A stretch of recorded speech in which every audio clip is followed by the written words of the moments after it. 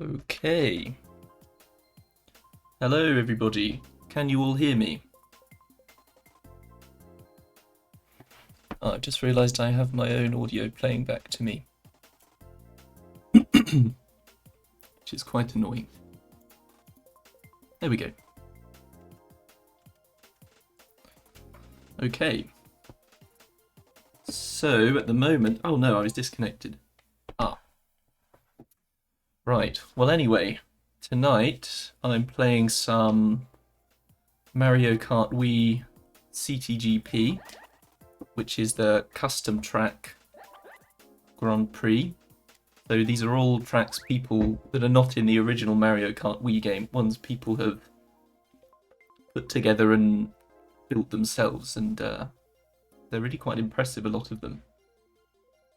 And hopefully also we're just going to have some general physics chats. So if anybody has any light questions, now when I say light, that doesn't necessarily mean including photons, but light questions or topics for discussion, whatever you like. Usually it doesn't take this long to get into a race. It's kind of surprising how many people still actually play this game when you consider it's, well, like 12 years old now or something. Ah, okay. It'll get on eventually. Because the servers are all run by individuals, they're not the official Nintendo ones. It can be a little bit buggy occasionally. Okay. Hopefully we'll get in now.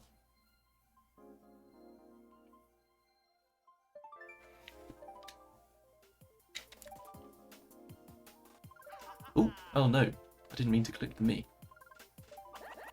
I like Cooper and Bullet Bike.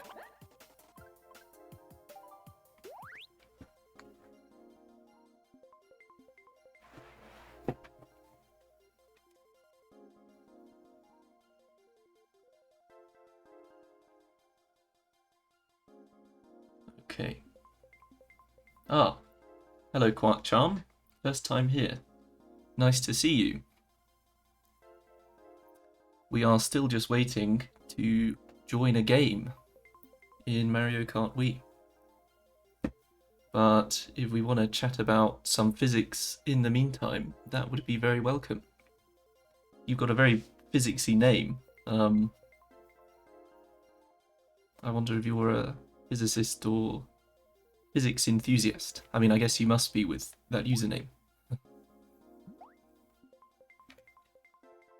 Okay. Right, let's hope it doesn't bug out this time. My me is so terrible.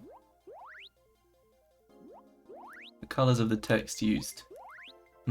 Yeah, that is a good point. It probably is a little hard to see.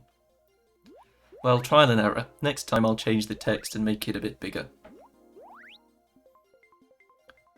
Looks slightly grainy. It looks okay to me, actually. And I mean, I'm watching it not on my own OBS, I'm watching it on my laptop. You've been a fan of physics for a while, but sadly not a physicist, though you'd love to be. Well, you're only a, physicist is just someone that does physics. So, I mean, if you do physics, you're pretty much a physicist.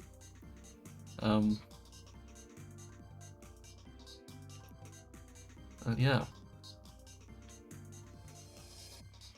I should say a disclaimer as well. I'm really bad at Mario Kart.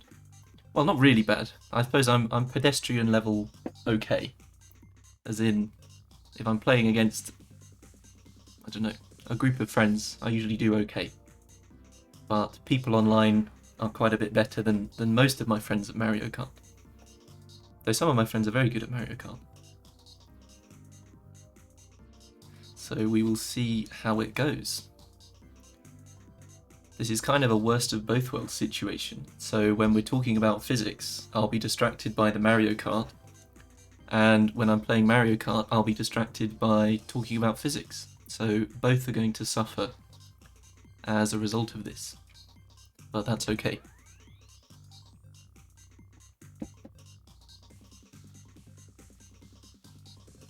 My me looks like...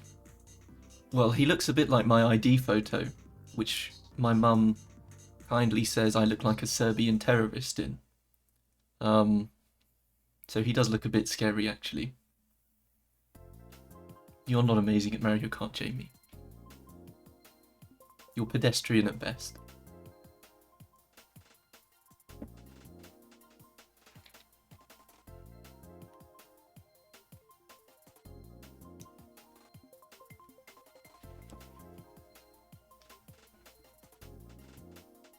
Yeah, you'll see how low my VR is compared to... I'm gonna go random.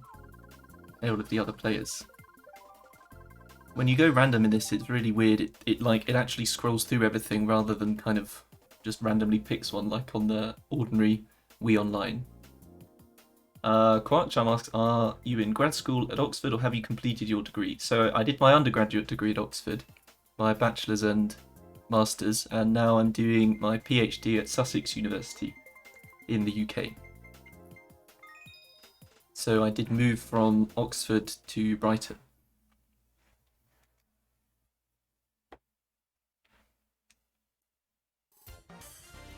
Okay. Oh, well the first track is not even a custom track one. It's just a normal one. Oh wait. Okay, it's possible I may have clicked normal tracks instead of custom tracks. In which case I'll have to change that, because this is just going to be normal Mario Kart, which is a little boring. Oh, bugger. That is the downside of using a very light character. I should probably play as Funky Kong or someone like that. Those are the traditional choices, Funky Kong.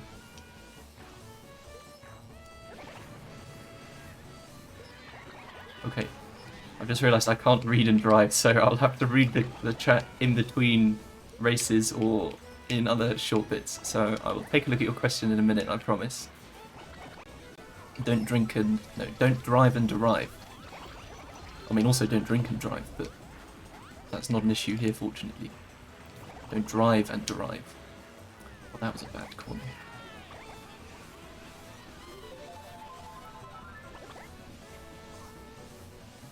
I like this track, Ilfino Plaza. Though I'm a bit biased because it comes from one of my favourite GameCube games that I played a lot when I was younger, which is Super Mario Sunshine, which is a brilliant game.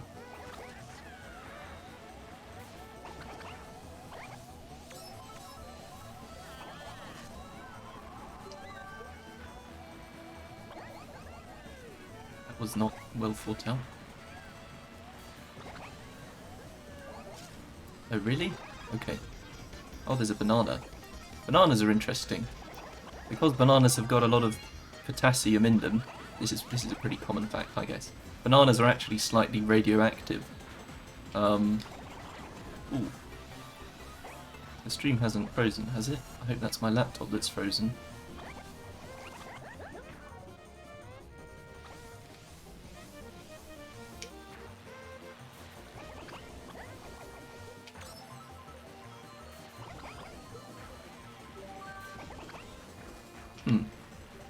I'm not sure if the stream froze then or if my laptop froze where I'm showing the chat. Who knows? But anyway, as I was saying, so it's a pretty common fact that bananas are radioactive because they contain amounts of potassium. I think it's potassium 40 is the radioactive isotope of potassium. But when they decay by beta minus decay. So they actually produce antineutrinos. So not only are bananas radioactive, they're a little source of antimatter, which is one of the things that amuses me when I lay in bed at night. Okay, now I think I'm going to have to go back because I'm going to have to switch. I think I accidentally clicked on just worldwide, not custom tracks worldwide. So the fun of this is I want to play some of the custom tracks because they're ones I haven't played much. Okay, now I can look at your question, Quarkcharm. So you said, what is your thesis on? It's so awesome, you're a theoretical physics PhD, by the way. Sorry if you answered before. No, I'm always happy to answer that.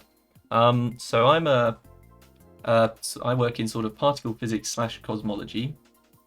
As for what my thesis is on, well, I'm only in my first year, so we're not around to writing up a thesis yet, for sure. But the general area I'm working on is something called the Electroweak phase transition. So oh no, I should have, damn, I didn't click back. Oh well. Oh, next time. We'll just play some standard Mario Kart tracks for a short while. I like Sherbetland. Okay, so you know that there are 4 fundamental forces of nature.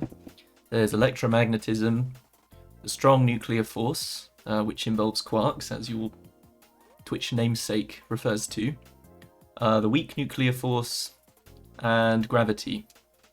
And in the very early universe, everything was pretty hot. The early universe had a pretty high temperature.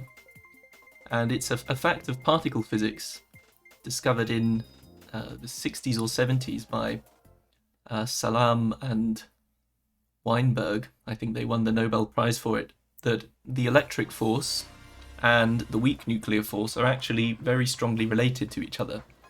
So at high temperatures, they actually combine really into one force, which we call the electroweak force. This whole topic is called Electroweak Unification, if you want to look on the Wikipedia page or something. So the universe is a very hot place in the at very early times. So the very early universe was very hot, was the first thing I was saying.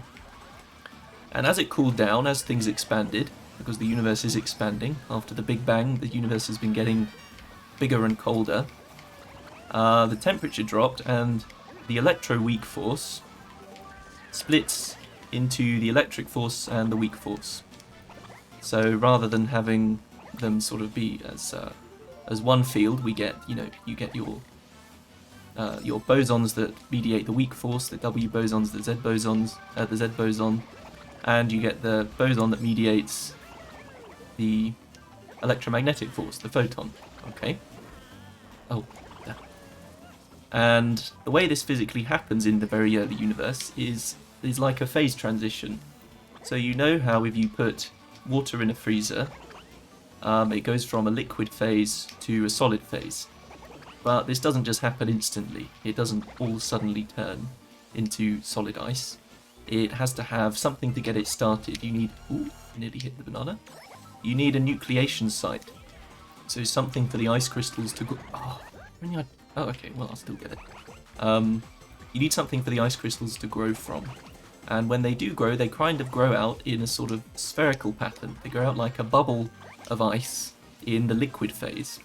And a similar thing actually happens in the very early universe between this phase of the universe where the electric force and the weak force have split when it gets colder, and the phase where they're combined together in the electroweak force. So you have these kind of bubbles of new vacuum, of true vacuum is what you'd call it, expanding out from the false vacuum state, where the electric and the weak force are one thing.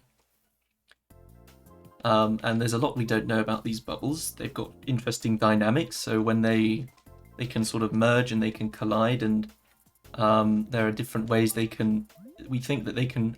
Why wouldn't it... What did I click that meant next race? Oh, I've done it again, haven't I?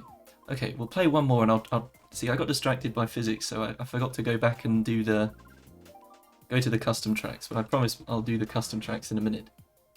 But anyway, these bubbles, as they're expanding, when the walls kind of collide, they can produce gravitational waves. And this is interesting because in sort of the next 15 years or so, we're due to launch a new space-based gravitational wave observatory called LISA. And this will be much more sensitive than LIGO. So LIGO, if you don't know, was in the news. Well, it's been in the news quite a few times, but most famously about 5 years ago or so for detecting the first signal of gravitational waves from 2 black holes merging together. I can't remember how far away they were. Are these... Oh, so just a quick diversion. Leeham 1998, which is actually my friend Liam, has asked, are these bubbles affected by inflation in the very early universe? Well, they're not typically, because inflation happens very early on. So inflation is something like, and I'll get the numbers wrong, it's like 10 to the minus 31 seconds. Whereas the electroweak phase transition is something like, oh, and I can't remember the number, 10 to the, maybe 10 to the minus 12 or something. The point is it happens a lot later. So inflation has sort of mostly been borne out by the time the electroweak phase transition starts to happen, as far as I understand. So I don't think they really have much to do with each other. What was I saying before? I was talking about LIGO and gravitational waves. So LIGO detected gravitational waves for the first time about 5 or 6 years ago from two merging black holes. And this is a pretty big signal because, you know, when black holes, when these black holes merged, the amount of energy they gave off in gravitational radiation was sort of equivalent to, you know, over a solar mass of mass energy. So an enormous amount of energy. But LISA will be able to detect much fainter gravitational waves. So it's possible that... Oh no, what have I done? Oh, okay. I mean, that's still bad, but anyway. LISA will be able to detect gravitational waves from these phase transitions, hopefully. And possibly actually from inflation, I think some people are hopeful for. So it will be exciting when LISA gets up and ready in 2034, I think is the date at the moment. But gravitational waves, for those that don't know, are, you can sort of picture them as ripples on a pond, where the pond is the fabric of space and time. They're ripples in space sent out by objects and things that have very strong gravity. Okay. Hello, Pradeep. I've also just realised I do have a subscriber alert thingy, but I turned the volume off, so if I've missed any new subscribers, I do apologise. I should really have put the sound not completely off, but... Anyway, okay, quit. Right, I remembered it this time. Now we're going to go to the custom tracks. Okay. So yeah, gravitational waves are particularly interesting. Right. No, okay, not thinking. Custom tracks worldwide. There we go. Now we're going to the custom tracks. Which technology will capture the market in 2021 and beyond? Well, you know, if I knew that, I'd probably be quite a rich man. I don't know, really. I'm not sure. The kind of area I work in is so far away from technology and making money, it's hard to think about. I mean, certainly quantum technologies are a relatively recent thing that's entering a pretty promising stage. You know, lots of different companies have got people working on quantum computers like Amazon and IBM. So probably quantum technology is, well, maybe not 2021, but I mean, I think these things are already attracting quite substantial investment. And it will be interesting to see how they go moving onwards, but other technologies, I'm not really up to date on that. If anyone else in the chat wants to let Pradeep know what they think, then please go ahead. What do you think? Do you have any ideas, Pradeep? What technology do you think will capture the market in 2021? Or beyond? Maybe 2051? It's a more interesting question. Oh, that person's called Gnome, like Noam Chomsky. Oh, I can skip this. Okay. Well, that's a weird me. Interesting. Okay.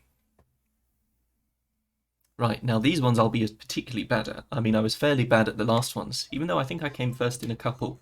But I put that down to the other people not being very good rather than me being okay.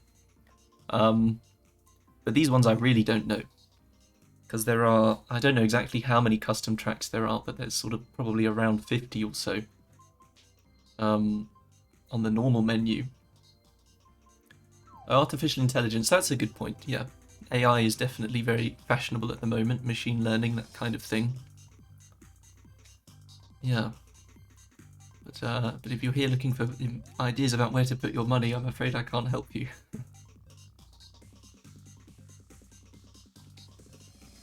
Yeah, AI is something I always feel like I should really... Well, AI and machine learning, it's something I feel like I should know more about. Like, it's something I should spend some time looking into, but I just haven't got around to it, so I know really nothing of much interest about it. Just sort of very qualitative General, well, barely even that, to be honest. But it does present a lot of interesting opportunities.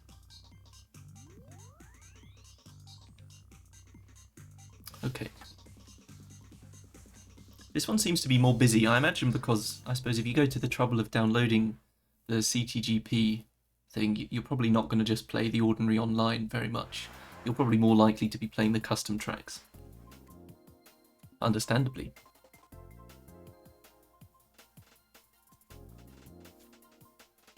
Okay. Well, I've already used up my banana fact, so I'm a little lost for interesting comments to make. Does anybody in the chat have any interesting physics facts or any light questions they want to talk about? Okay, now I'm going to go random because there are so many of these it'll take too long to pick them all. Okay, wetland woods. Are there any physicists you admire or look up to? Oh, there are lots, definitely. Richard Feynman, he's definitely a personal hero. Ed Witten, he's another one, very nice guy from, you know, all the stuff you hear about him and watching him speak and things. Juan Maldacena, just because he's absolutely brilliant. Hawking, definitely. I admired Hawking while he was alive. Well, I still admire him now, but obviously he's not here. Yeah, there are lots of physicists I admire a lot. I think Feynman's probably quite a popular one. That a lot of people, you know, you get a lot of Feynman fanboys and fangirls. And I suppose I probably would count myself as one of them. How about you? Do you have any physicists you look up to? Oh, this is a DS track. This is the Luigi's Mansion track. Now these players are probably going to be better than the other players, so I imagine we're not going to do as well. But we'll see.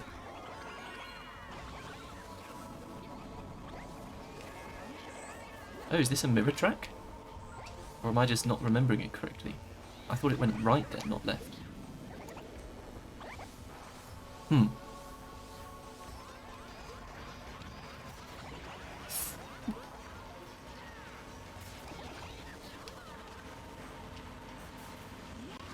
So yeah, if you're in the chat, let me know, following on from Quark's question, let me know which physicist you admire. I'd be interested to hear that. I bet at least one person will say Feynman. And if you don't, I just think you probably change your mind because I said it. Maybe not. So you like Neil deGrasse Tyson, who doesn't, and you got really into Brian Greene's book. Yeah, Brian Greene, I assume you're talking about his Elegant Universe book. That is a nice book. I'm not such a big fan of Neil deGrasse Tyson, I'll be honest, but I do like Brian Greene actually.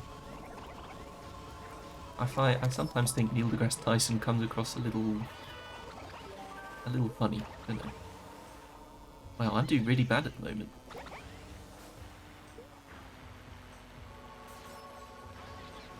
I'm not very good at multitasking, as you can probably tell. This is so cool though, that someone has... I don't know how they put these courses in. I don't know whether they had to build them in like some kind of editor to put in the Wii, or if they managed to upload them.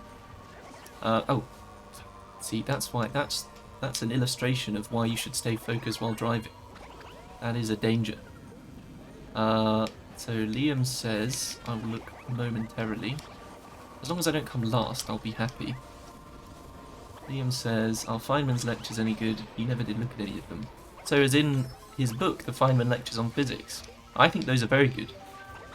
Those are always the first thing I recommend to sort of people that don't know a great deal of physics, like maybe people coming towards the end of high school, because they are written in a really accessible and fun way. So I definitely recommend... Oh, bugger. We did really bad then. I definitely recommend looking at them to anybody. Even I think a lot of very experienced senior physicists like looking at them just because it's like sort of pleasure reading. to see someone explain things so clearly and eloquently and engagingly.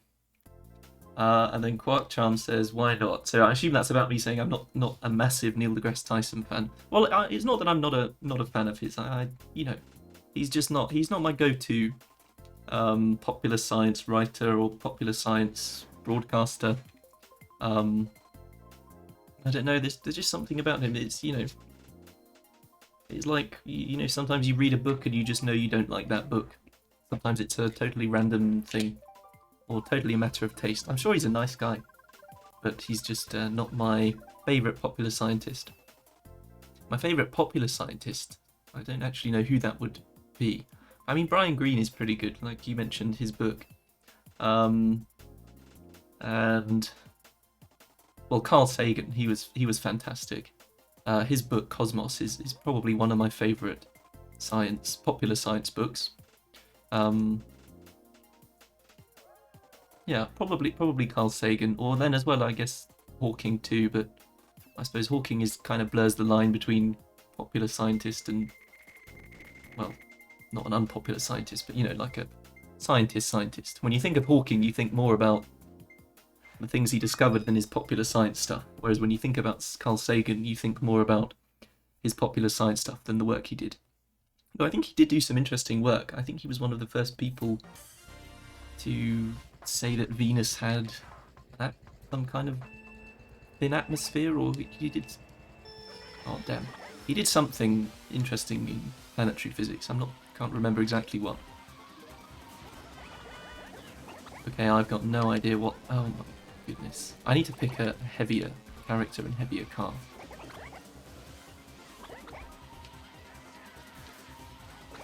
But Hawking is. I actually met Hawking when he was alive, as I think a few people probably watching this stream did.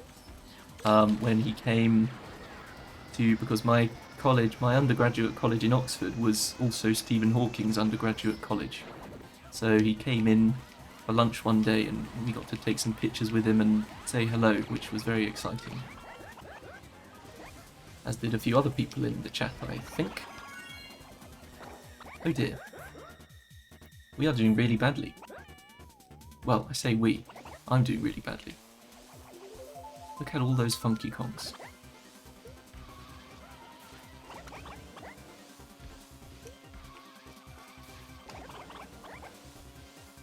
But yeah, when we met Hawking, you really do get an impression of just how impressive it is that he managed to write all those books and do all this work, because obviously when you see him in interviews or presenting TV shows, it's all scripted, so it's edited to look like he's obviously talking at a very lucid pace. But in reality, it took him about 5 or 6 minutes to say "nice to meet you." Oh crikey, that same bit. So I mean, he's very, communication very limited, which makes it all the more incredible he managed to do all this stuff. But I think possibly because of his disability actually ended up being of some benefit in the end, I think, because he wasn't able to, physicists rely a lot on writing things down, looking things up, doing simulations and stuff. Oh no. Whereas he couldn't physically himself do all of that, so he had to develop this incredible visual way of thinking about problems, which I think is probably pretty unique among any other physicist. Oh dear, that's the second race in a row I've not actually finished. That's terrible. Pradeep says, a lot of technologies have passed from being science fiction to reality. Which science fiction would you most want to see become reality? Oh, that's easy. The one I would most want to become reality would be superluminal travel, faster than light travel. Like the kind of warp drive in Star Trek. That would be incredible. Being able to go out and explore different parts of the galaxy, and also from a human survival standpoint, our planet eventually is going to expire. I think humanity, if it wants to survive, it has to eventually go out into space. But there aren't really many, or any that we know of, habitable worlds nearby us. That would be rip. Why is that 2 rips? From XD, Rexd, XD. Anyway. But yeah, the warp drive, I mean, there are some, you know, this is one of those things that pops up in the media every now and then, where people talk about the possibilities of faster than light travel. This so-called Alcubierre drive, which is pretty popular, which is sort of was thought about and theorized by Miguel Alcubierre, a Mexican physicist in 1994, I think. And this is the idea that you could, in theory, propel a spacecraft at a speed faster than light by adjusting what's called the cosmological constant towards the front of the ship and the back of the ship. So the cosmological constant is what Einstein included in his equations of general relativity as a fudge factor, basically. So at the time when Einstein was developing his theory of general relativity, the consensus at the time was that the universe was in a steady state. So they didn't have the Big Bang model. They didn't think the universe was expanding. They thought the universe was at a pretty constant size, and it had been that way for, you know, possibly forever. And the way that Einstein fixed this in his equations, because his equations on their own predicted that the universe should be growing, it should be expanding. So he had to add in something to fix that. And that is his cosmological constant, which, oh dear, which I think allegedly he called his biggest blunder. I've never actually looked up the source of where he said that, but it's what a lot of people say. So the idea that Alcubierre had was that if you could adjust the cosmological constant at the front of the ship, so if you could decrease it towards the front of a ship and increase it towards the back of a ship, you would sort of contract space at the front of a craft and expand space at the back of the craft. And the idea is that this creates a kind of warp bubble where you can reach superluminal speeds because sort of by a loophole in relativity. So relativity says you can't move anything faster than light. Or rather, it says you can't move anything which has mass faster than light. But space itself does not have mass. Well, you know, sort of empty space doesn't have mass anyway, a true vacuum. Because the universe can expand faster than the speed of light. And in fact it did, like during the inflationary period, as someone mentioned earlier. So if you kind of encase a ship in a little bubble of space, you can sort of... Oh no, I really can't focus on 2 things at once, this is terrible. You can move that bubble of space through the universe faster than the speed of light with the ship encased, in theory. There are lots of problems with this, like for example, in order to decrease the cosmological constant towards the front of the ship, you need negative energy densities. And quantum field theory does not like negative energy densities. So you'd need some sort of weird matter that has a negative energy density, and no one knows of any such thing. Well, no one has, you've never measured any such thing. There are ideas of these appear in some theories, but none of those things have been tested, of course. So it's pretty unfeasible that sort of thing would happen. It's probably definitely impossible. Probably definitely. But it would be nice. That would be the thing I would most like anyway. Faster than light travel would be fantastic. That is a good question. What about you? I think it was Pradeep asked that question.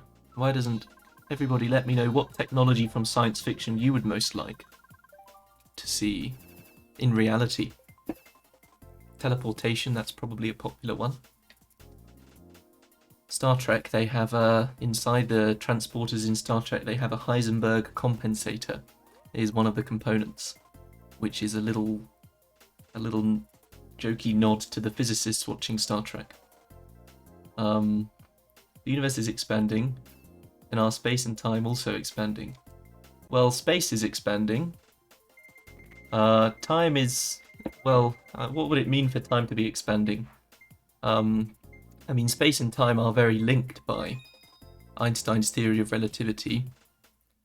So certainly, if you were sort of in a part of the universe that was receding away, as the universe is expanding, every galaxy is moving away from every other galaxy. Well,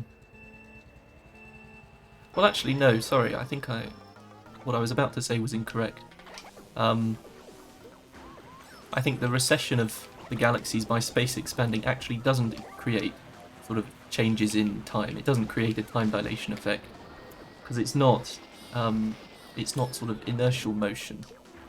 It's like the funny Alcubierre thing again. It's space that is moving, and if you're in that bit of space, then you know you don't have a. What on earth happened there? Something went wrong there. Replicators are pretty nice, definitely. I would love a replicator. I mean, with 3D printing, I think people are, they're getting pretty close with sort of protein level. Oh, I was disconnected. That's probably why. With protein level 3D printing, where we can create proteins and fibers quite easily. That's getting pretty close to that sort of replicator style of things, which is exciting.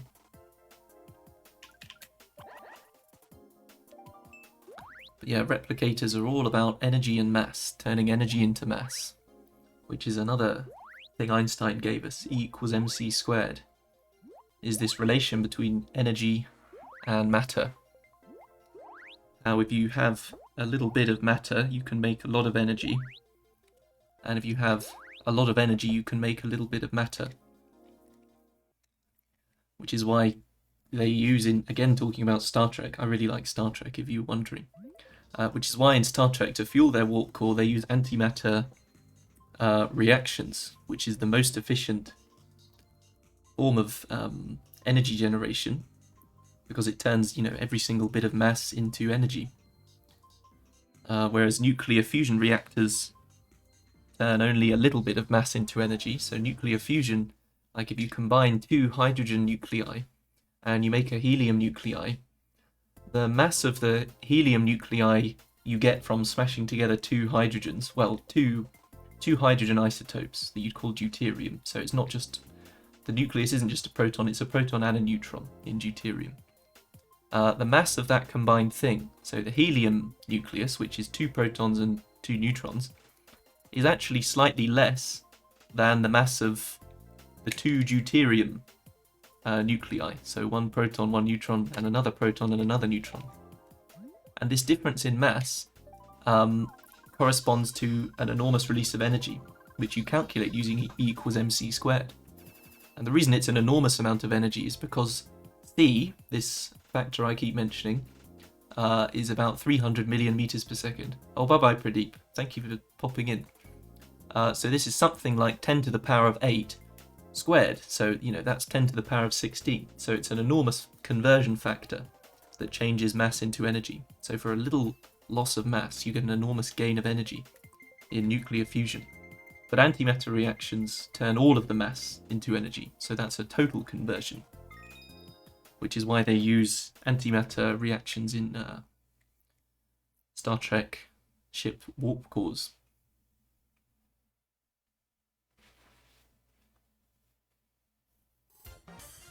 Okay, what is this track?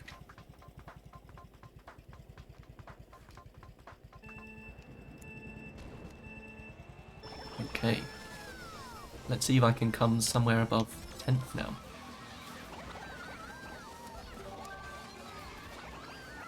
I've got no idea when I should save the mushrooms for, because I don't know this track at all.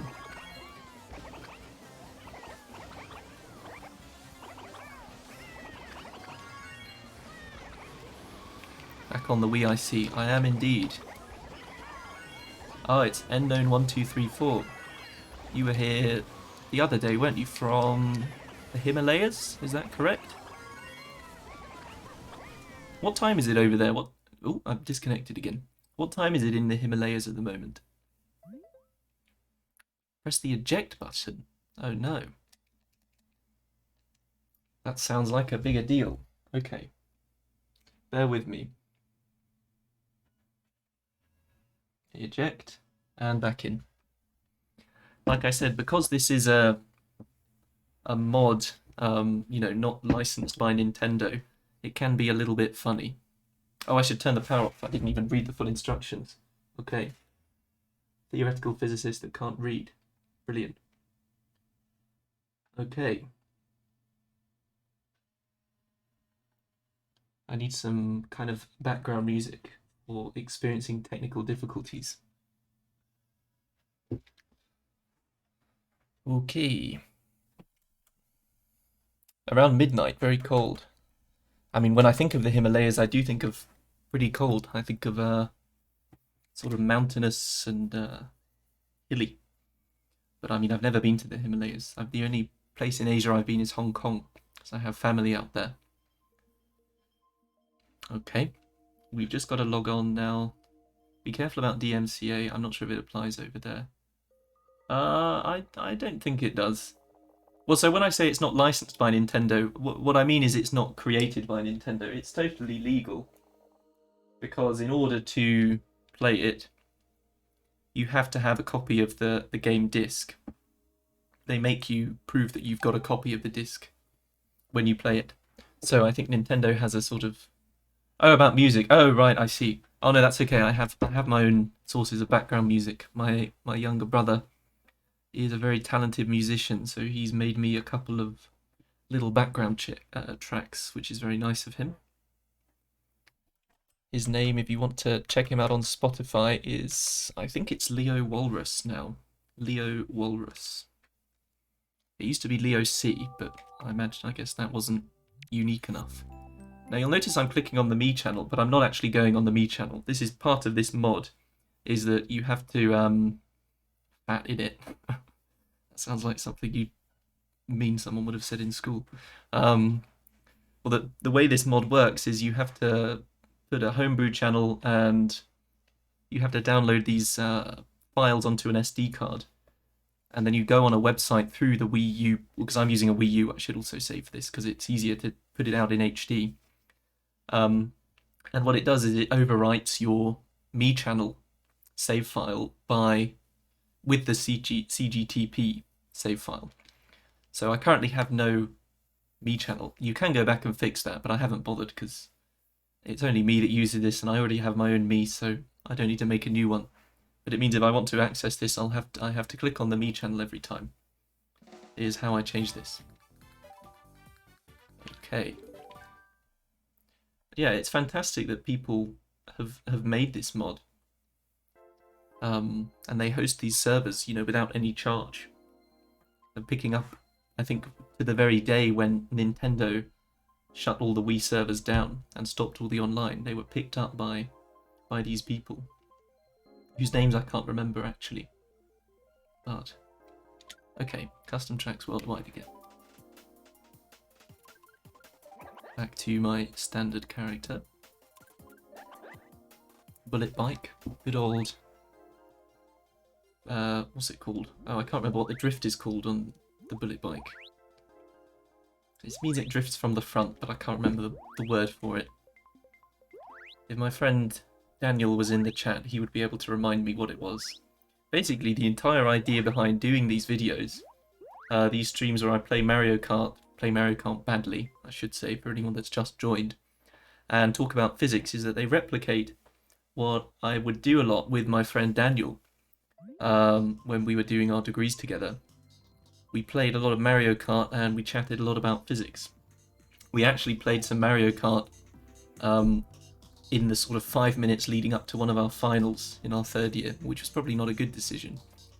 And if you know about Oxford, when we sit our finals, we have to wear these ridiculous big black gowns, and you have to wear a white bow tie and put a special kind of coloured carnation in your jacket pocket and stuff. So we looked like we were ready, to I don't know, go to a fancy dinner wearing gowns and whatever. And we were sat playing Mario Kart 5 minutes before our final particle physics exam. But you gotta de-stress somehow. Mario Kart does the job pretty well.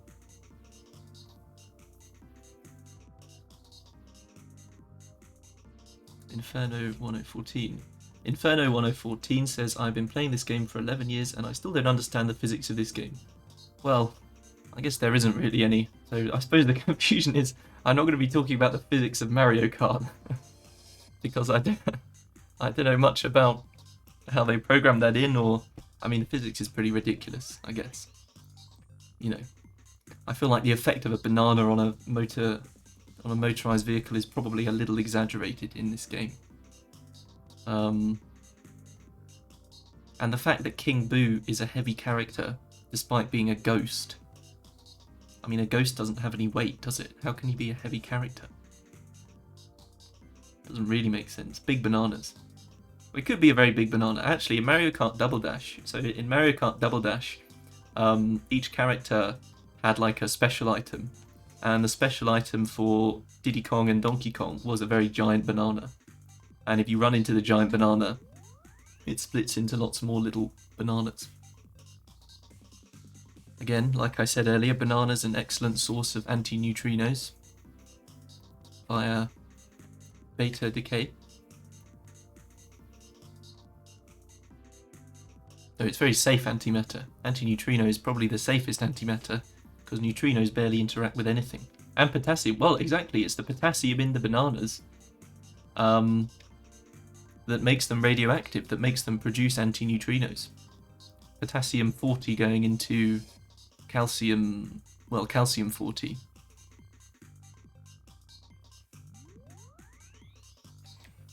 Okay, right. Wonder which track we're going to get next. There is a really good one on here that I think is called Dragonite's Cave or something. And it's like got loads of Pokemon in it, and there's a big Gengar that throws shadow balls at people. And I think that's pretty cool. So actually, I might vote for that one. I can't remember where it is. I'll try and find it. But the thing is, the time is not very long, and I don't know where any of these tracks are at the moment, because this is pretty much, this is probably my third time playing any of these custom tracks. And the other two times it was pretty, okay, I feel like it's closer towards the start. Oh my goodness, where even is the start? There are so many. It's called Dragonite something. Oh no, I'm not going to find it. Ugh. Oh no, I hate Cheap Island. Let's go for this one, whatever it is. I'll try and find it next time. Oh, someone's voted for GCN Mushroom City. Oh, and GCN Wario Coliseum. The GCN ones are my favourite. That's those are the GameCube tracks. For anyone that doesn't know. And Mario Kart Double Dash was my first Mario Kart game. I got when I was about 5, and I still have the same GameCube sat just on my desk, just here. Not the same disc. The disc did not survive my grubby 5-year-old fingers scratching and not taking care of it. But the console did, luckily. So I think I said this the other day, but I'll say it because there probably isn't a huge overlap in people that are here today that were here a little while ago. When I first rebought Mario Kart Double Dash and played against some old Ghost Data, I was playing against a Ghost Data I probably made when I was about 6. And let's just say I was a lot better at Mario Kart when I was 6 than I am now. I didn't even look to see what this track was called. It's a bit of a weird design. Oh, darn.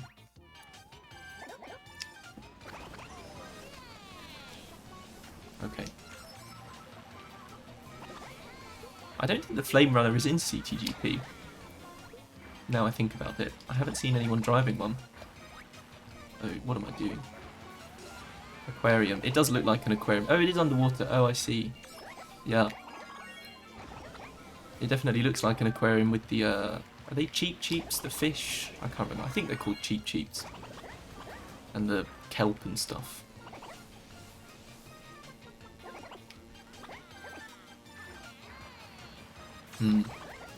I feel like the skill level of the players online in... Oh, no. Whoa, what the... Okay. I feel like the skill levels of people on Mario Kart online is a bimodal distribution. So it's sharply peaked at the good people. So you'll see there are sort of few front runners bunched up, like well, there are those four: Mario, Waluigi, Donkey Kong, and Rosalina, and then there are some less good people, i.e. me, bunched up at the back. So it's a distribution that has two modes, bimodal. People also don't pick Flame Runner often in custom tracks. Oh, don't they? Okay. Is there any reason for that? Why? I only pick Bullet Bike. I actually don't remember why I pick Bullet Bike, and I like character. I think it's probably, again, because my friend Dan does, and he's very good at Mario Kart Wii. Much, much better than me. So I just sort of copied him. But if anyone has any suggestions for a character and vehicle I should try next, let me know, and I will do that. Because, to be fair, it could not make my performance much worse.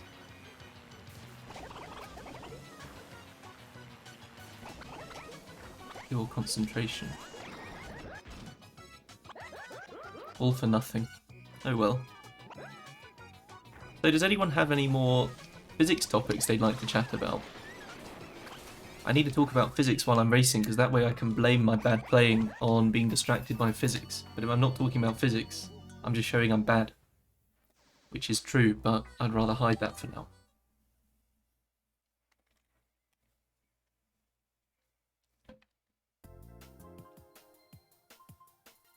You recommend Daisy and Mac Bike. Okay, I'll try and remember, and I'll switch to that next, just to have a go. I don't usually play as Daisy because some of the noises she makes when she goes over jumps and things make me a little uncomfortable. But that's a very... Have I watched Penrose's Nobel Prize lecture? I haven't actually watched all of it. I watched about, I don't know, 20 minutes of it, and then I think I must have had something else to do, but as far as I could tell, it was pretty similar to a few other talks he's given. Did you watch it? Was it good? I know some of my friends watched it.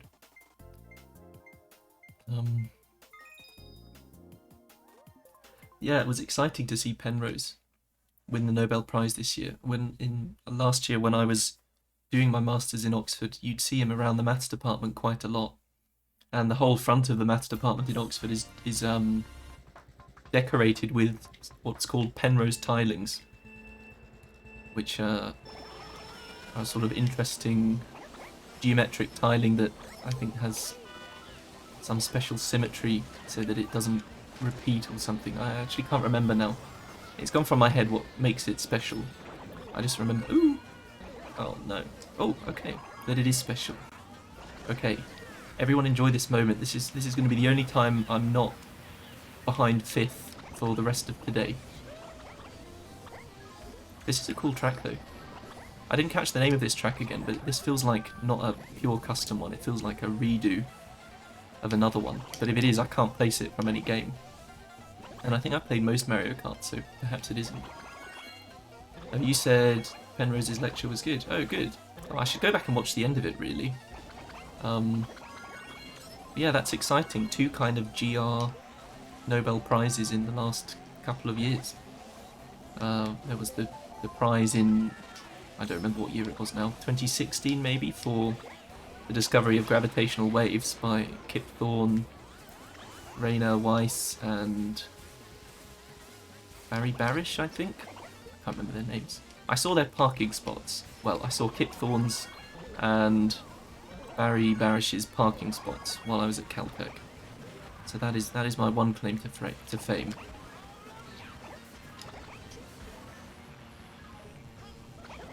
You said... Oh no, I was reading and driving again. I will read your comment about the Flame Runner shortly. But what I mean is I couldn't see anyone... I couldn't even see on the menu when I was looking for...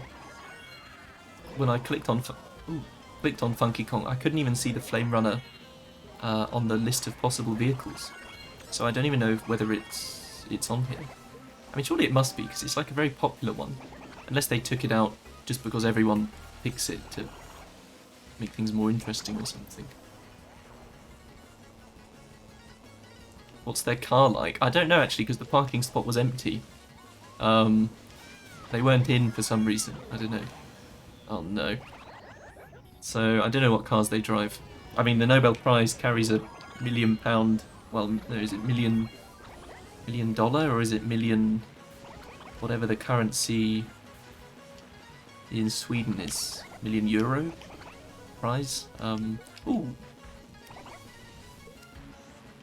So, I mean, I'd hope they'd be able to get quite a nice car, especially being tenured professors at Caltech. Can't hurt either. What originally got you interested in physics/particle physics? I actually don't know, really. I think... Ooh, I've been interested in physics for quite a long time. I suppose it would be good school teachers. I had a lot of good school teachers that were, you know, interested in physics and encouraged me. I had a particularly very good maths teacher that showed me that maths was not... Because I actually didn't do very well in school for quite a long time. Up until I was probably about 15 or 16. But I had a maths teacher that showed me maths was not just about learning how to do certain things. It was about, you know, linking things together and solving problems and doing puzzles, which I really liked and I really enjoyed. And he convinced me I was not too bad at that, so I decided to pursue it. And I think from being interested in maths, I got interested in physics. And I mean, I'm still interested in maths just for the sake of maths. But it just so happens my particular, I suppose, professional interest is in physics. You know, pretty mathematical parts of physics, but still physics, definitely. And for particle physics, so I think I always knew I wanted to, well, not always, but I mean, I think from when I was applying to university, I knew I wanted to do theoretical part of physics. And then in my master's year in Oxford, I took a lot of courses on particle physics and quantum field theory, and also things in general relativity. So before I did my fourth year, I was pretty convinced I wanted to go into relativity. But then studying quantum field theory, that was what, you know, that really excited me. That and my cosmology courses. So, I mean, I'm not so interested in particle physics, is the thing. So I meet a lot of younger students in high schools that say, oh, I'm really interested in particle physics. I love reading about quarks and things like that. And I think that's brilliant. You know, I think it's brilliant they do, but that was never me. I was never interested in, you know, when we did it in high school, we had to learn about, you know, the different types of quarks and gluons and the weak force and stuff, and we had to draw some little Feynman diagrams. But it just didn't really interest me because it was just so... They told you, you know, this is an up quark, this is a down quark, this is a W boson, this is how an up quark turns into a down quark, and so on. And I was like, well, why though? Why does it do that? So that never really interested me. But when you start to do quantum field theory, which you don't do for quite a long time at university, you know, I only did it in my fourth year of university because it is a difficult subject and it relies on knowing a lot of things beforehand. Then you start to understand where these things come from, and that's when it gets interesting. So I was interested in that because it explained things very nicely, and there are lots of unsolved puzzles in particle physics.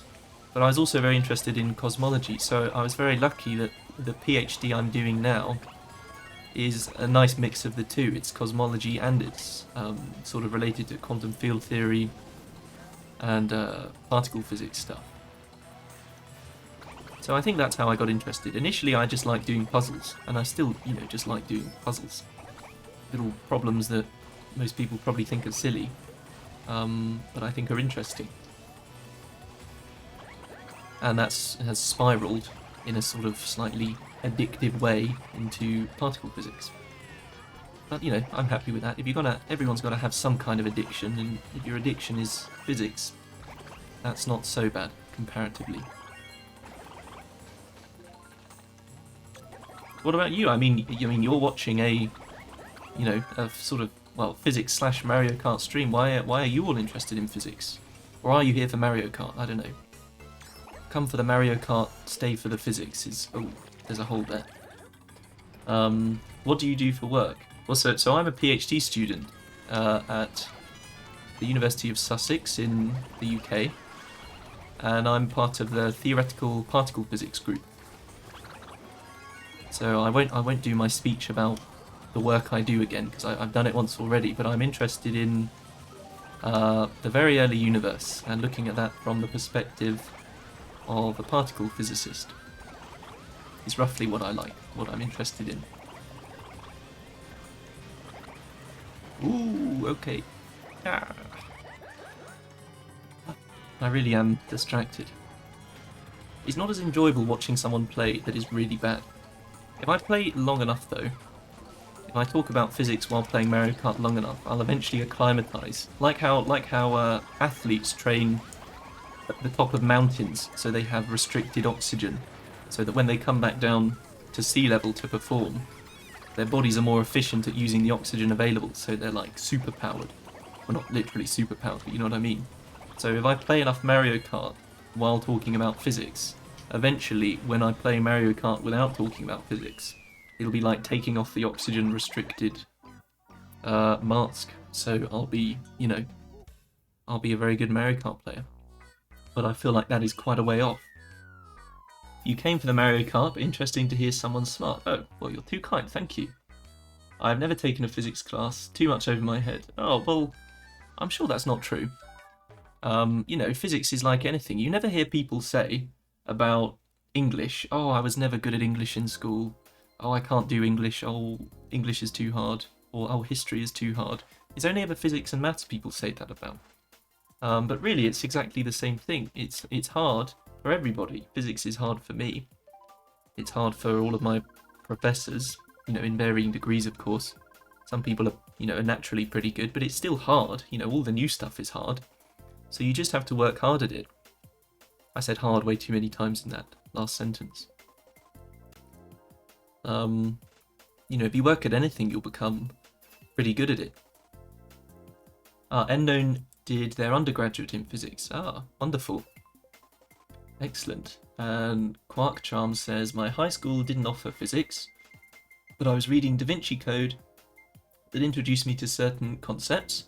They're yes, highly fictional and not real, and it spurred me to read a lot of the popular science physicists, and I've been captured ever since. Oh, that's interesting. I've not heard that route into being interested before. I've not read the Da Vinci Code, so I don't know what kind of physics they talk about in that. But no, that's fantastic. I mean, whatever gets you interested in it, that's brilliant. Oh no, I didn't even get the boost. I didn't look at the name of this course again.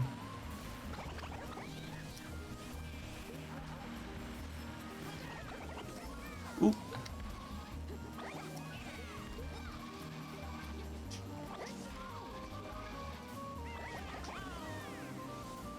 Okay.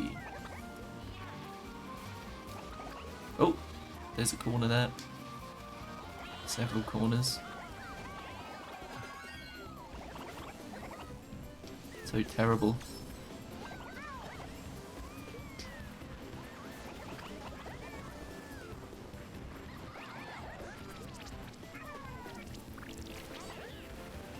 Oh, what on earth is that? Why is there Daisy on the squid thing? Blooper. It's quite odd.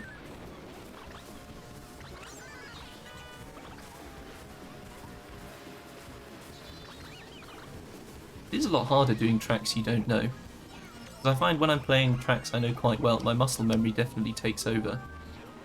But these are all totally new. Okay, when can I use this effectively? Oh, no, what have I done? That's rubbish. I thought I could go behind that tree. Okay. Oh, she got a boost off me. Darn.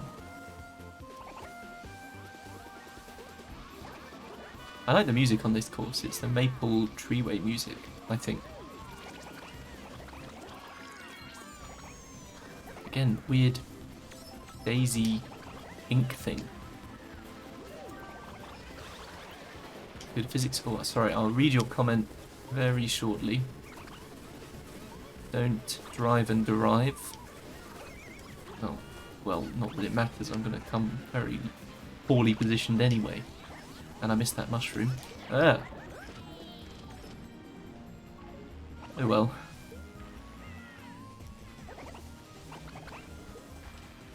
I do need, as they say, to get good.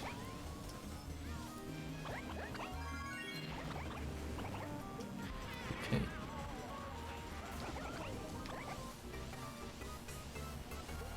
A lot of Funky Kongs. Oh, I forgot to change my character like somebody advised. I was going to go Daisy and Macbike. I will do that next. I will try to remember. Oh, why did I do that? That was a silly thing to do. Oh, is that a shortcut? What? Oh, it is. Okay. Oh. Oh, I wonder. There must be a way to get up there. Brilliant. Ah, there is some chat going on that I will catch up with momentarily. As soon as I fail spectacularly at this race.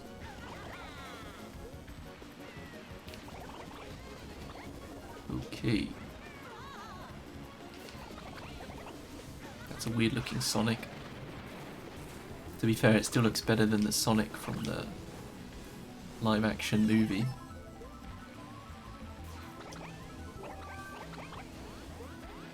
Oh, not again.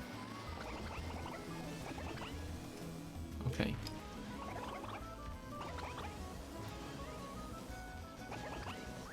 Oh no. Well, fantastic. What did everybody say? Could physics be more popularized, or is it in a decent place at the moment? Well, I think it could always be more popularized. You know, I think it's brilliant to bring in as many people as you can to get interested in it. You know, I don't know what could be done on a grand scale to increase people's interest in it. I think, like I was sort of alluding to earlier, there is a kind of culture to think if you're not instantly really good at physics or really good at maths, you just shouldn't bother with it, which I do think is totally the wrong attitude to have. Somebody said in the chat earlier that they said something like physics was over their head, and I don't think that's ever the case. You know, I think if you work hard enough at it, you can learn these things and you can do it. So I think perhaps that's probably the biggest obstacle to getting people interested in physics and maths at the moment is giving an understanding that anybody can do it, and it is difficult, but if you work at it, you know, you'll make progress, just like in any subject. It's like, you know,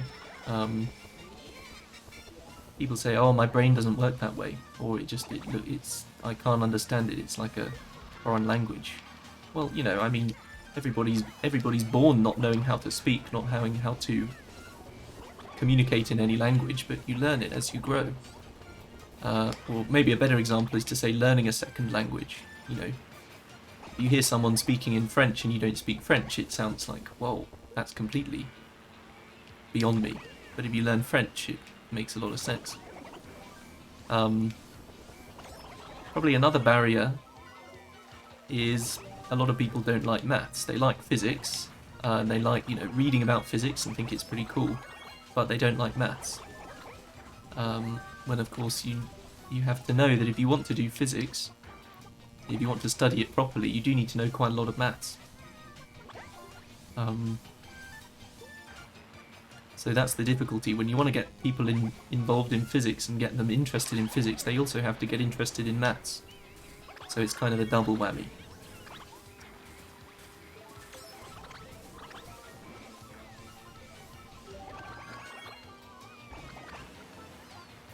But yeah, that was a good question. Thank you.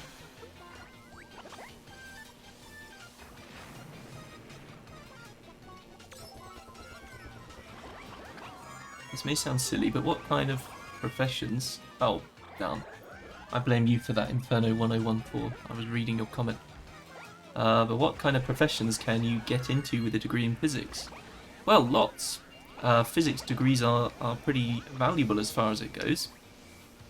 In terms of employment, So even if you get a job that is not anything to do with physics, I think by doing a physics degree, or an engineering degree, a science degree, a maths degree, you show that you've got a kind of critical thinking streak, that you can approach problems in a logical way and figure out solutions to things, which is very desirable. In terms of what sort of jobs, I mean, a lot of people go into sort of the financial sector, computing, engineering, teaching, various sort of private research things, or military stuff. There are a lot of different things you can go into. You can go into stuff completely unrelated to physics, which a lot of people do. I think in terms of, if there are statistics online you can look at for, ooh, that was a weird view, where you can look at how much people earn based on what degree they have. And I think a physics degree is one of the more valuable ones.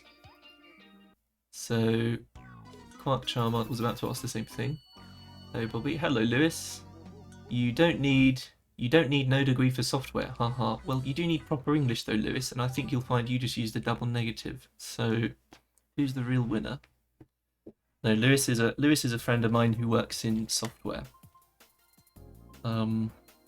And he's absolutely right. You don't need a degree, and in fact, getting a degree, I think, is the default for too many people at the moment. I think you're very pushed, certainly in the UK, you're really pushed into going for a degree when perhaps it's not the right thing for you, or it's not totally necessary in the career you want to go into. So it's definitely, you shouldn't just think of university as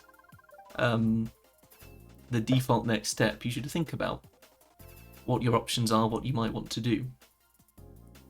Quark Charm says, what sort of jobs / careers can you get with a PhD in physics besides professor? Well, all the same ones that are open to you as a physics graduate that I just mentioned, but I suppose you have an extra level of qualification.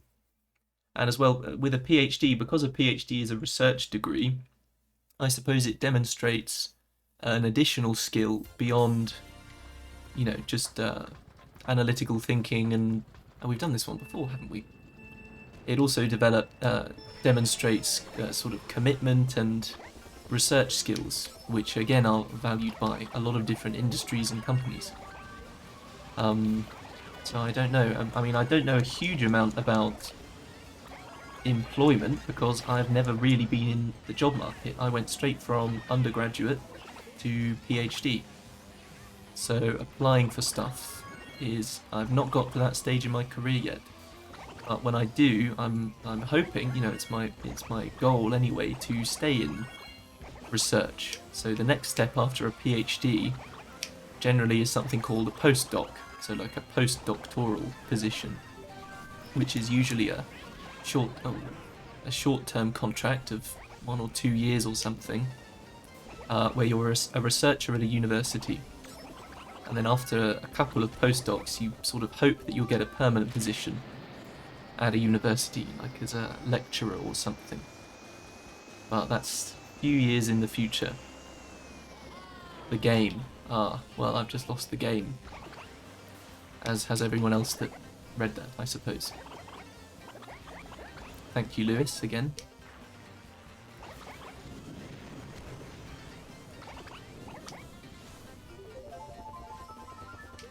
I don't like this track so much. I don't know why. Probably because I'm doing badly. But I mean, I've been doing badly on all of them, frankly. But yeah, that was a good question, talking about employment. So, you ask a question about jobs you can get from a physics degree. Are you considering doing a physics degree? Any of you in the chat, what sort of stages in your education or employment are you in? I'd be interested to hear that, actually. Oh no, got the thundercloud.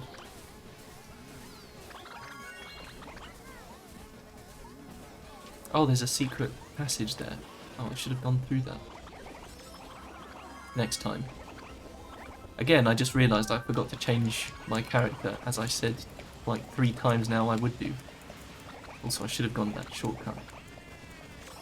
Okay, I will try to remember. If I don't remember to change my character, somebody please shout at me in the chat, because I do have a terrible memory.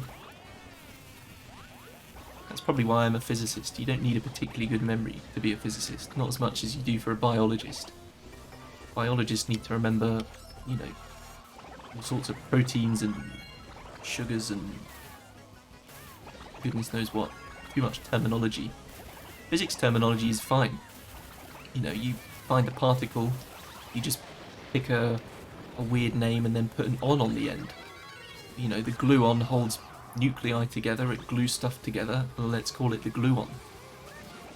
You know, photons, quarks, I think quark comes from a poem or something.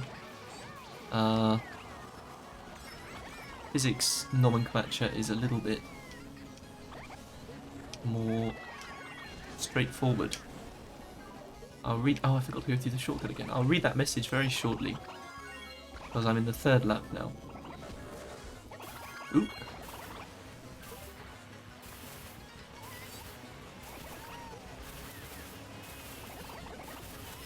Oh no.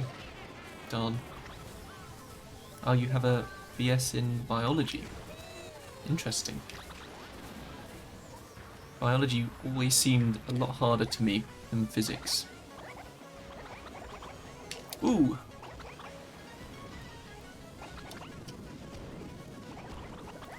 Well, that was terrible. Okay, you have a BS in biology, but really wish you had an undergraduate physics degree. Trying to figure out how you can enter graduate school in physics without the undergraduate degree, but took lots of maths and physics. Okay. Well, I guess it depends. I'm quitting now because I'm going to change character. I guess it depends how much maths and physics you took, I suppose. Because certainly, you know, physics is difficult. And... Oh no, I don't want to. And one of the reasons it's so difficult is that in order to learn a lot of it, there's a lot of prior knowledge to pretty much everything. Oh, what was it? Mac bike. Where's the Mac bike? Ah, there. Okay, right. Let's see how this goes. So it is tricky, but I mean, if you've got the necessary... If you've done a lot of physics courses and you can find a supervisor that wants to work with you, you know, that's the important thing, finding a supervisor that's willing to take you and has funding to take you as well. Because you need to live while you do a PhD. So you do need somewhere that has money available. Biophysics. Yeah, that's a possibility. Interested in particle physics / cosmology. Yeah. Yeah, that is, well, I mean, me too. That's what I'm interested in. Definitely. Kinesiology and commerce, but didn't finish my... I don't even know what kinesiology is. Not a clue. Yeah, what is I don't even think I'm saying it right. What is kinesiology? I assume it's related to commerce, or else, well, unless you just did a totally different major and minor. But yeah, let me know what kinesiology is.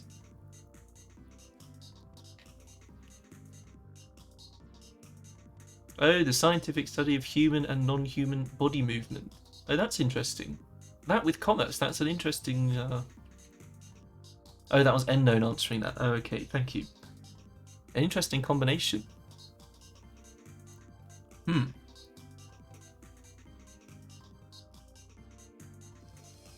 You did a year in that and then switched into commerce in your second year. Ah, okay, I see.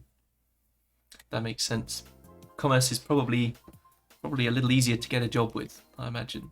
Well, you know, a good paying job maybe.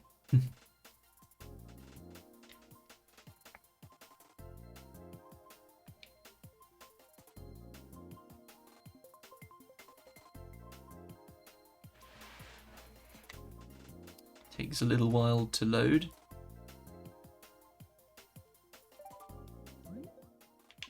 Random. I feel like my name on here for my me is so boring compared to everybody else's. Everyone else has got all these fancy symbols and stuff in there. Mine is just my name. But... Oh, I voted for GCN Mushroom City. That's an interesting one. That's only been in the GameCube version as far as I know. They haven't brought that back yet in any other Mario Karts. You always did well in maths, so maybe physics could be something to get into. Well, definitely. You know, maths is, you know, it's an important ingredient to be able to do physics. So if you're good at maths, that's, you know, that's almost half the battle done already. Or if you're interested in maths, I should say. ASDF course. I'm interested to see what this is about.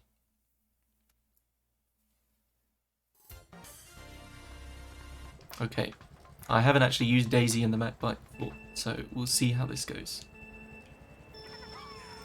Well, that was a bad start already, but that's totally my fault. Oh, okay. Well, that ended quickly. Oh no, it's done that thing again. Okay. We're gonna have to shut it off and on again. How annoying. Is it even worth it? Because we're gonna pack up in like 10 minutes. Why not? We'll do one more race. Go on, go in. Okay. Your greatest accomplishment was passing calculus. Well, calculus is tricky. There's nothing easy about calculus. And you know, it's so important to so many different areas of physics, maths, economics, everything. Calculus is really fundamental to so much. And was invented by a physicist, so, you know, just a little dig at the mathematicians that one of their most fundamental... Oh, what have I clicked? One of their most fundamental fields of maths was invented by a physicist. Why is this thing being so weird? Okay, there we go. Oh, I just realised I'm not actually looking at the screen. Okay.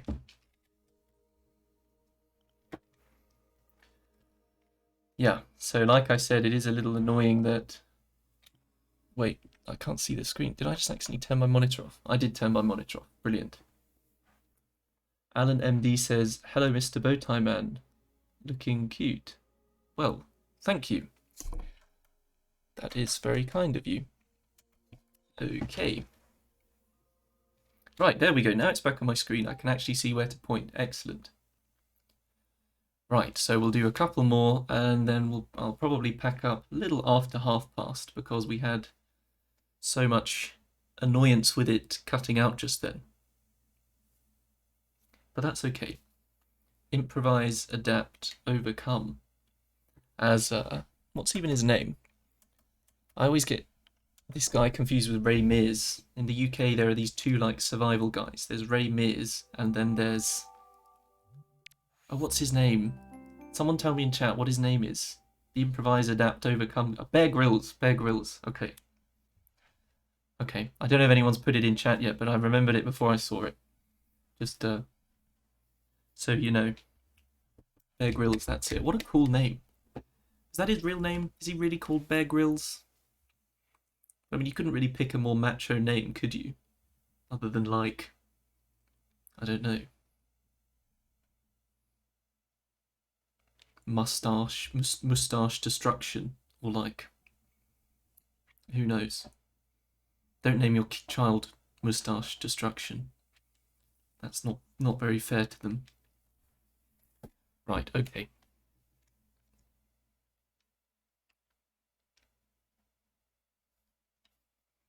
It takes so long to load up.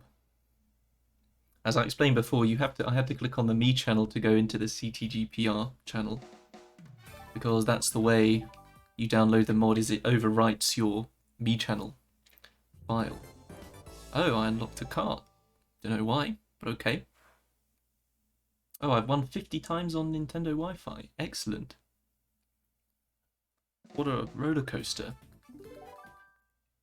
Okay. Let's get back on. So, what's this? Anyways, my people, I'm signing off. Okay, good to see you again, Endone. Thanks for stopping by.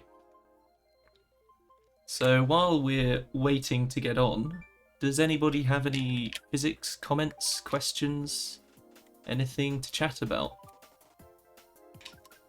What are we all interested in? I'm going to go as Daisy and Macbike again, even though it seems to be cursed. That as soon as I picked Daisy and the Macbike, the whole thing crashed again. But oh well. That's what you get with a, you know, an individually run mod rather than something done by Nintendo. Oh, these are all the same people from before. I think the way they must do this, I don't know, but probably the way they do it is they put you with people that are of a similar VR, similar like rank to you. And I imagine that there are probably not that many people that are as bad as Mario Kart as me that are playing it. But, well, it's, you know, it's about having fun, not being actually good. Oh, this is a cool track, actually. I think this is like a Zelda-themed one. I'm pretty sure this one has like some Triforce symbols somewhere. It's supposed to be some castle from Zelda. I don't know, is it Ganon's castle or something? I don't know, I'm not very big on Zelda.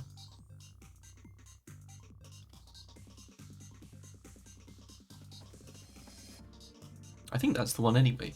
It might not be. Looks like a pretty long track though. Sort of mazy.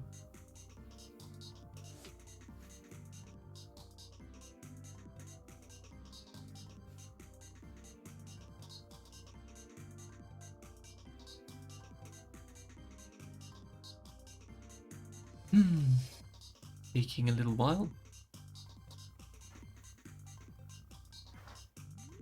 I still need to try and vote for that Pokemon track. But again, I can't remember which cup it's in. If anybody happens to know which cup it's in, I think it's like Dragonite's Crossing or Dragonite Crossing, something like that. Let me know which cup it's in so I can try and vote for it, because that's quite a cool one. Also, I don't think this is the Zelda-themed custom track. I think I made a mistake. It looks a bit different now I think about it. My favourite starter Pokemon? Huh. I don't know really.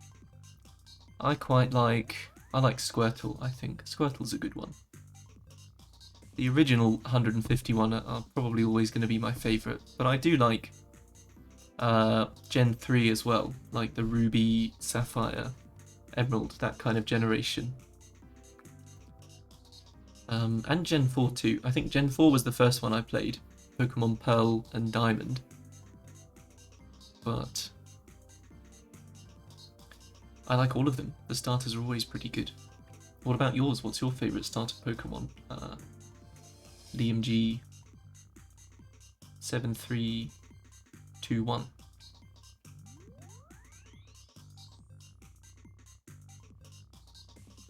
Oh, that's a blue shell. Nice. Okay, this should be over in a minute. It looks like these people have all finished the race now. There we go. Okay.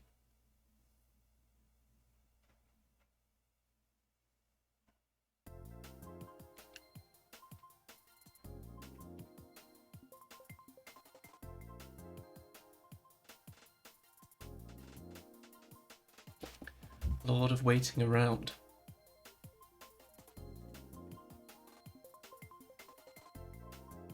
First ever game was Black 2, so probably Oshawott. Okay, yeah, I like Oshawott actually. That's probably my least favourite generation though. What is that? Is that Gen 5, I think? Yeah, I don't know, I just didn't really like, you know, Black 2, etc. For some reason. I think in terms of design, the first gen is probably the best for all those ones. But in terms of games, I think probably Gen 4 were my favourite games. So that's Diamond and Pearl. I like those a lot. But again, that might just be nostalgia, because those were the first ones properly played. So we'll do one more. Oh, but it's a rubbish one to end on. Oh well. We'll do it anyway. So we'll do one more and then we'll finish up.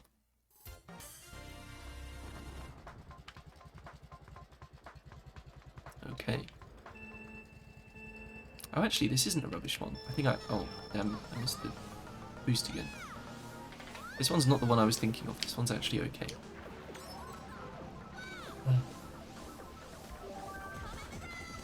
So bad.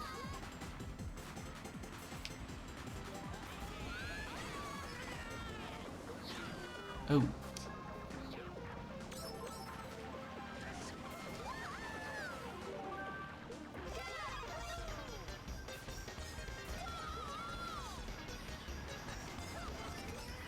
Okay. I think there's a question in the chat, but will I be streaming Friday? You want to think of some physics questions for the next stream? I am indeed on Friday, starting at the same time, 7 o'clock until 8 o'clock UK time. So please do come and ask me some physics questions then. I won't be playing Mario Kart, so the physics will have my full attention. And if you do want to submit some questions in advance for that, you can do so by clicking any of the links in my About section. You can follow me on Twitter and ask them on Twitter. You can join my Reddit and you can ask them on Reddit. Or if you want to ask anonymously, you can go onto my website and fill out the contact form and ask a question anonymously. So however you want, you can ask me questions in advance using that. Oh dear.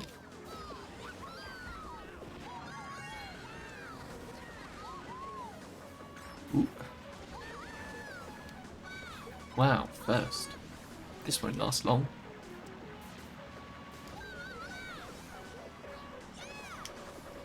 You're very welcome.